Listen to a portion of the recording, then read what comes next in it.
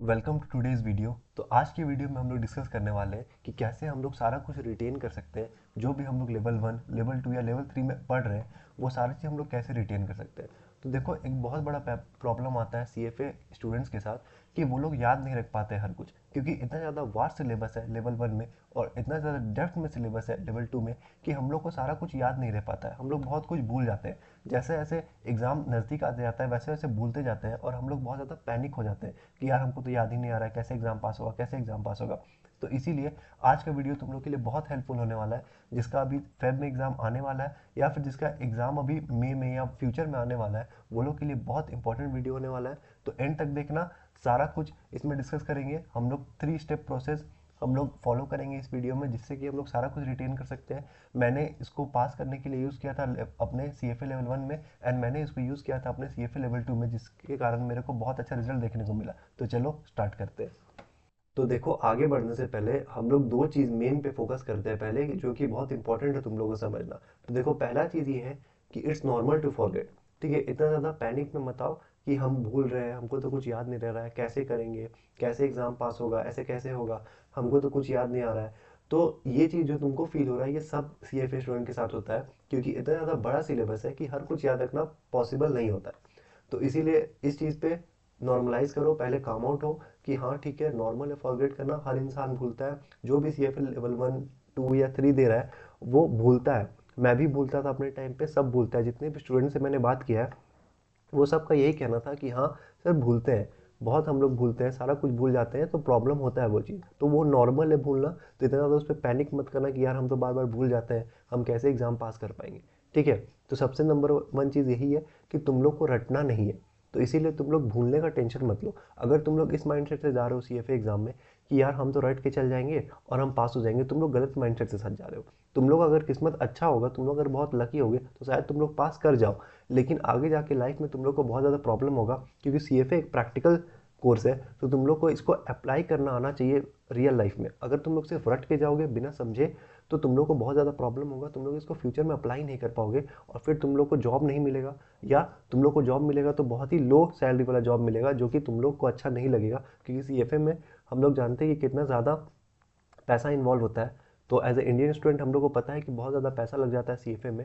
तो इसीलिए तुम लोग अच्छे से करो, एक बार पैसा लग रहा है तो अच्छे से करो, अच्छा से टाइम दो और सारा कुछ याद रखने की कोशिश करो। आज जो भी हम लोग डिस्कस करेंगे इस वीडियो को, उसको अप्लाई करके देखना और मेरे को कमेंट सेक्शन बताना कि तुम लोग के लिए ये बेनिफिशियल था या नहीं था। ठीक है, तो पहला चीज़ है कि इट्स नॉर्मल टू फॉरगेट। दूसरा चीज़ है कि एप्लीकेशन ज़्यादा इंपॉर्टेंट है एज़ कम्पेयर टू मेमोराइजेशन। ठीक है, मतलब ये है कि बहुत लोग क्या करता है कि कॉपी को बंद करके रिप्रोड्यूस करने की कोशिश करता है नोट्स को। मतलब आंख बंद करेगा, कॉपी बंद करेगा और ट्राई करेगा, याद करते हैं कि कॉपी में क्या था। बहुत लोग खुश हो जाएगा ये याद करके कि हाँ इस पेज में क्या था हमको ये याद है, इस पेज में क्या था हमको ये याद है। लेकिन ट्रस्ट मी, मैंने लेवल 1 लेवल 2 दोनों दिया है, उससे तुम लोगों को कोई फ़ायदा नहीं होने वाला है। ठीक है, तुम लोग को इस पे फ़ायदा होगा कि तुम लोग अप्लाई कर पा रहे हो कि नहीं। अप्लाई कर पा रहे हो मतलब ये है कि अगर तुम लोग उस चैप्टर का या उस सब्जेक्ट का क्वेश्चन जब उठाते हो, कैंडिडेट रिसोर्सेज का जब क्वेश्चन उठाते हो, तो वो क्वेश्चन तुम लोग से बन रहा है कि नहीं बन रहा है। तुम लोग कहीं का भी क्वेश्चन उठाते हो, कहीं मॉक एग्जाम देते हो, तो उस क्वेश्चन वहाँ पे तुम लोग का क्वेश्चन बन रहा है कि नहीं बन रहा है। अगर तुम लोग का 70 to 80% एक्यूरेसी आ रहा है, तब इसका मतलब है कि तुम लोग वो चैप्टर में मास्टर कर ली हो, तुम लोग को अच्छे से वो चैप्टर आता है। अगर तुम लोग को लगता है कि तुम सिर्फ नोट्स रट के और उसको मेमोराइज करके जाके एग्जाम दोगे, तो वो चीज़ बहुत गलत है, वो बहुत गलत कॉन्सेप्ट है तुम लोग का। तुम लोग को ये चीज़ पहले ही स्टार्टिंग में क्लियर कर लेना चाहिए, सी एफ ए में इंटर करने से पहले। ठीक है, तो एप्लीकेशन ज़्यादा इंपॉर्टेंट है, ये चीज़ हमेशा दिमाग में रख के चलना। अब चलो हम लोग आगे बढ़ते हैं अपना 3 स्टेप प्रोसेस में, जिससे कि हम लोग सारा कुछ रिटेन कर सकते हैं। तो देखो, सबसे पहला स्टेप जो हम लोग का है वो प्रैक्टिस क्वेश्चन। अब देखो, तुम लोग को लग रहा हो कि प्रैक्टिस क्वेश्चन, ये तो सेम चीज़ बता रहा है जो हम लोग इतना बार सुन चुके हैं, हमेशा हम लोग सुने हैं। लेकिन नहीं, थोड़ा देर मेरे साथ रुको, 2 मिनट सुनो मेरा बात पूरा, उसके बाद आगे तुम लोग डिसाइड करना। देखो, प्रैक्टिस क्वेश्चन मतलब कि कैसे प्रैक्टिस करना है, हम लोग को इस पर बहुत ज़्यादा ध्यान देना है। तुम लोग ऐसा मत करना कि हम कुछ क्वेश्चन प्रैक्टिस कर रहे हैं, कुछ छोड़ रहे हैं, ये कर रहे हैं, वो कर रहे हैं, वो सब मत करना। सबसे पहले तुम लोगों को कहाँ से क्वेश्चन प्रैक्टिस करना है, तो तुम लोग को कैंडिडेट रिसोर्सेज से क्वेश्चन प्रैक्टिस करना है। ठीक है, सबसे पहले तुम लोग को जाके कैंडिडेट रिसोर्सेज में क्वेश्चन प्रैक्टिस करना है। अगर तुम लोग का फॉर एग्जांपल इक्विटी से स्टार्ट किया हो, इक्विटी का एक चैप्टर हो गया, अब वो चैप्टर का जाके पहले एंड ऑफ चैप्टर क्वेश्चन करो, उसके बाद कैंडिडेट रिसोर्सेज का क्वेश्चन करो। तब तुम लोग को पता चलेगा कि तुम लोग अप्लाई कर पा रहे हो कि नहीं उसको क्वेश्चन में। और क्वेश्चन करना कैसे है, ये बहुत इंपॉर्टेंट है। अगर तुम लोग सपोज करो कि आंसर ए है कोई क्वेश्चन का, 3 ऑप्शन रहता है सीएफए एग्जाम में, तुम लोग को पता होगा ए बी एंड सी। अगर तुमको लगता है कि आंसर ए है और तुम करेक्ट हो, तो तुमको ये भी देखना चाहिए कि बी और सी क्यों रॉन्ग है। तुमको लॉजिक समझ आना चाहिए कि बी और सी क्यों रॉन्ग है। ऐसा नहीं होना चाहिए कि तुमको समझ आ रहा है कि हाँ ए राइट है, हमको समझ आ रहा है, लेकिन हमको कुछ आइडिया ही नहीं है कि बी और सी क्यों रॉन्ग है। तुम लोग को हमेशा ये देखना होगा जब तुम लोग प्रैक्टिस कर रहे हो क्वेश्चन, जब तुम लोग रिवीजन कर रहे हो, तो तुम लोग को ये देखना पड़ेगा कि तीनों जो भी ऑप्शन है उसका लॉजिक तुम लोग को समझ आता है कि नहीं, कि ए रॉन्ग है, बी रॉन्ग है, सी करेक्ट है, तो ए और बी क्यों रॉन्ग है और सी क्यों करेक्ट है। ये चीज़ तुम लोग को समझना पड़ेगा। और ये चीज़ का अंडरस्टैंडिंग तुम लोग को कैसे आएगा, जब तुम लोग सीएफए का जो आंसर दिया होता है उसको रीड करना पड़ेगा तुम लोग को। अगर तुम लोग उसको बार बार रीड करोगे तो देखना तुम लोग का नॉलेज बहुत ज़्यादा इन्हांस होगा। तो ऐसे हम लोग को क्वेश्चन प्रैक्टिस करना है कि हम लोग को लॉजिक समझ आना चाहिए ए बी सी का, कि कैसे क्या होना चाहिए, क्या सही है क्या गलत है, ये सारा चीज़ हम लोग को पता होना चाहिए। तब तुम लोग का वो बेनिफिशियल होगा क्वेश्चन प्रैक्टिस करना। अब देखो, क्वेश्चन प्रैक्टिस सबसे ज़्यादा इंपॉर्टेंट है कैंडिडेट रिसोर्सेज का। सबसे पहले वो करो जब तक वो 2 से 3 बार नहीं कर लेते हो। आई रिपीट, जब तक तुम लोग 2 से 3 बार कैंडिडेट रिसोर्सेज का क्वेश्चन, जो शायद मेरे हिसाब से अगर तुम लोग लेवल 1 में हो तो अराउंड 3000 क्वेश्चन होता है 10 सब्जेक्ट का मिला के। और अगर तुम लोग अगर लेवल 2 में हो तो 2000 से 2500 के अराउंड क्वेश्चन होगा या 1500 के अराउंड क्वेश्चन होगा। तो जब तक वो 1500 2000 या 3000 क्वेश्चन तुम लोग पूरा 2 से 3 बार नहीं कर लेते हो, तब तक तुम लोग कोई भी अदर रिसोर्स टच नहीं करोगे। ठीक है, सबसे पहले हम लोग को क्या करना है, एंड ऑफ चैप्टर क्वेश्चंस करना है। उसके बाद हम लोग कैंडिडेट रिसोर्सेज करना है। अब candidate resources and end of chapter question में बहुत सारा तुम लोग को सिमिलर क्वेश्चंस मिलेगा। ठीक है, बहुत सारा सेम क्वेश्चन रहेगा, तो ठीक है उसको छोड़ना, आगे पढ़ना, जो क्वेश्चन डिफरेंट रहेगा उसको सिर्फ प्रैक्टिस करना। ये सारा चीज़ जब हो जाएगा तुम लोग का, तब तुम लोग सीएफए लेवल और सीएफए बुक्स का एग्जाम्पल्स में उतरोगे और एग्जाम्पल्स को प्रैक्टिस करोगे। ठीक है, देखो सीएफए एग्जाम के लिए तुम लोग जा रहे हो जब, तो तुम लोग को थोड़ा इंडियन माइंडसेट से बाहर निकलना पड़ेगा। यहाँ पे हम लोग को ना क्वेश्चन सॉल्व करना ही पड़ेगा। हम लोग पहले क्या सोचते थे इंडियन एग्जाम में कि पहले हम लोग थ्योरी पढ़ लेंगे, उसके बाद हम लोग क्वेश्चंस पे जाएंगे। इसमें तुम लोग ऐसा नहीं कर सकते हो। पहले तुम लोग को क्वेश्चन पे जाना पड़ेगा। पहले सबसे पहले लेक्चर देखो। अगर तुम लोग किसी का ट्यूशन लिए हो तो लेक्चर देखो, लेक्चर वेक्चर देख लिए, सारा कुछ कंप्लीट हो गया, उसके बाद तुम लोग को जाना पड़ेगा क्वेश्चंस पे। सीधा सीधा क्वेश्चन पे जंप करो, क्वेश्चन बनाने की कोशिश करो। अगर क्वेश्चन बन रहा है तो बहुत अच्छा, अगर क्वेश्चन नहीं बन रहा है तब अपना नोट्स को रेफर करना पड़ेगा। वैसा नहीं करना पड़ेगा कि नोट्स को पहले रेफर करें उसके बाद क्वेश्चन करें, वो गलत तरीका है। ठीक है, तो तो इसीलिए मैं बोलता हूँ कि इंडियन माइंडसेट के साथ मत जाना। जैसे हम लोग अपने बीकॉम में क्या करते थे कि हम लोग 5 पेज पढ़ के जाते थे पर क्वेश्चन के हिसाब से, और पूरा रट के वहाँ पे लिख देते थे। वैसा सीएफए में नहीं करना है।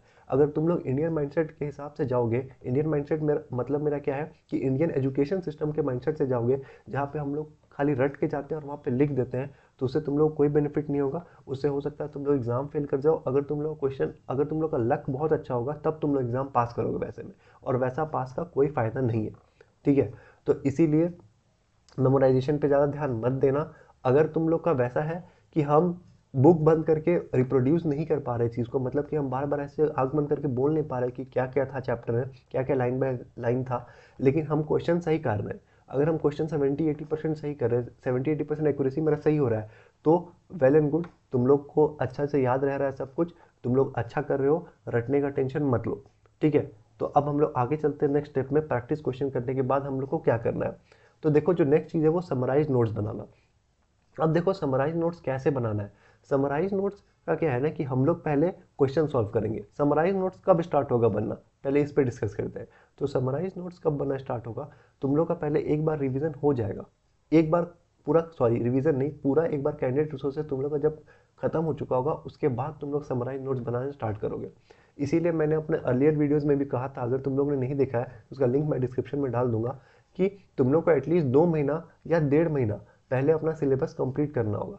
सिलेबस कंप्लीट करने से मतलब क्या है, मेरा सिलेबस कंप्लीट करने का मतलब है कि अगर तुम लोग कोई ट्यूशन ले रहे हो तो तुम लोग 9 सब्जेक्ट का पूरा लेक्चर देख चुके होगे होगे नहीं होगे एथिक्स छोड़ के। ठीक है, तुम लोग पूरे 9 सब्जेक्ट का क्वेश्चन सॉरी लेक्चर देख चुके होगे, एंड साथ ही साथ उसका कैंडिडेट रिसोर्सेज भी बना चुके होगे। ठीक है, तो एथिक्स को साइड रखते हैं, एथिक्स पे बाद में डिस्कस करेंगे। बाकी जो 9 सब्जेक्ट है उस पर तुम लोग सारा क्वेश्चंस बना चुके होगे। कैंडिडेट रिसोर्सेज का जितना भी क्वेश्चन है, एक बार, मैं नहीं बोल रहा हूँ 10 बार बनाने, एक बार बना चुके होगे। और साथ ही साथ तुम लोग सारा लेक्चर, या फिर अगर तुम लोग खुद से प्रिपेयर कर रहे हो तो सारा कुछ तुम लोग पढ़ चुके होगे। तो उसको बोलते हैं तुम्हारा सिलेबस खत्म होना। तुम्हारा सिलेबस पूरी तरह से खत्म होना। तो ये चीज़ तुम्हारा 2 महीना पहले या 1.5 महीना पहले हो जाना चाहिए, ठीक है। उसके बाद तुम लोग जब फर्स्ट रिवीजन स्टार्ट करोगे अपना, तब तुम लोग समराइज नोट्स बनाने स्टार्ट करोगे। समराइज नोट्स कैसे बनाना है? समराइज नोट्स में क्या करना है कि देखो, हम लोग सपोज करो 4 महीना पहले कोई सब्जेक्ट पढ़े थे, क्वांटिटेटिव मेथड्स हम लोग 4 महीना पहले पढ़े थे, क्योंकि जनरली आदमी क्या करता है, क्वांट से स्टार्ट करता है। तो 6 महीना पहले पढ़े थे, सपोज करो 6 से 7 महीना, 9 महीना का समय हम लोग लेके चलते एग्जाम के लिए दिए, तो 7 महीना पहले हम लोग पढ़े होंगे क्वांट, ठीक है। अब हम लोग फिर से, अब हम लोग को तो याद नहीं आ रहा है क्या करें, उसमें तो कुछ हमको याद ही नहीं है ढंग से कि क्या है, तो नोट्स पढ़ ले? नहीं, नोट्स नहीं पढ़ना है। तो क्या करना है, सीधा जाना है क्वेश्चंस पे। पहला चैप्टर खोलो, क्यूएम का जो भी पहला चैप्टर है वो खोलो। टाइम वैल्यू ऑफ मनी था हम लोग के टाइम पे, अब तो शायद चेंज हो गया है क्योंकि वो प्री रिक्विजिट्स में चला गया है। तो जो भी तुम लोग का चैप्टर है वो चैप्टर खोलो, सीधा कैंडिडेट रिसोर्सेज में जाओ और क्वेश्चन बनाना स्टार्ट करो। नहीं बन रहा है कोई दिक्कत नहीं है, गलत हो रहा है कोई दिक्कत नहीं है, देखो कितना एक्यूरेसी आता है। क्या 50% एक्यूरेसी आ रहा है, 40% आ रहा है, 30 आ रहा है, 60 आ रहा है, 70 आ रहा है? जितना परसेंट भी एक्यूरेसी आ रहा है उसको करो, पूरा क्वेश्चन सॉल्व करो उस चैप्टर का। उसके बाद देखो क्या क्या क्वेश्चन गलत हुआ, तुम लोग को पता चलेगा कि कुछ कुछ टॉपिक होगा पर्टिकुलरली उस चैप्टर में जो तुम भूल रहे होगे, ठीक है। कुछ कुछ ही टॉपिक होगा जो पर्टिकुलरली तुम भूल रहे होगे, तो वो टॉपिक को तुमको वापस से जाके रेफर करना है नोट्स में, सारा टॉपिक को रेफर नहीं करना है, ठीक है। उसके बाद वो टॉपिक को तुम रेफर करोगे, जो भी तुम्हारा क्वेश्चन सही हुआ। क्वेश्चन सही कैसे करना है, मतलब क्वेश्चन अटेम्प्ट कैसे करना है, वो तुम लोग को मैंने बता दिया, ABC जो मैंने बताया अभी थोड़ी देर पहले, तो वैसे करके तुम लोग करोगे। उसके बाद तुम लोग को जो भी प्रॉब्लम हो रहा है, जो भी तुम लोग का जो भी तुम लोग का टॉपिक तुम लोग भूल रहे हो, सपोज करो कोई फॉर्मूला, एक क्वेश्चन था कोई जिसमें कि नॉर्मल बेसिक फार्मूला था, लेकिन वो फार्मूला हमको याद नहीं आ रहा था, इसीलिए क्वेश्चन नहीं बना। CFA में बहुत बार ऐसा क्वेश्चन आता है कि एकदम बेसिक फार्मूला होता है, लेकिन वो फार्मूला क्योंकि इतना ज़्यादा सिलेबस होता है कि वो फार्मूला हम लोग भूल जाते हैं, तो उसी कारण हम लोग क्वेश्चन नहीं बना पाते हैं। तो इसीलिए तुम लोग वो फार्मूला को लिख लेना फिर, ठीक है। या फिर कोई एक पर्टिकुलर थ्योरी क्वेश्चन था जिसको तुमको थोड़ा सा हेजीनेस लग रहा था, तुमको याद नहीं आ रहा था, तो वो तुम लोग समराइज नोट्स में लिख लेना। तो ऐसे करके तुम लोग समराइज नोट्स बनाओगे।